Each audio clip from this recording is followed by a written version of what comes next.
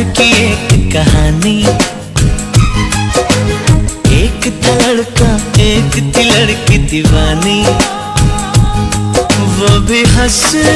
सुन सुन पलकों पे चल के मेरे सपनों की खिड़की पे आ गए, हट जाते फिर मेरे दिल के इन हाथों में वो खत पकड़ा गया प्यार का। তুমি যদি মোৰ চকুলৈ চাই থাকা ন, মা কসম কৈছো প্ৰেমত পৰি যাম।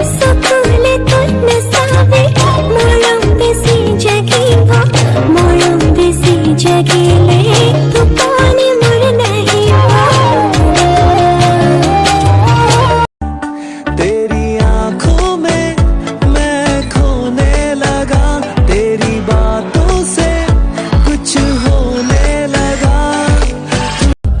नजरों से नजरें मिली तो।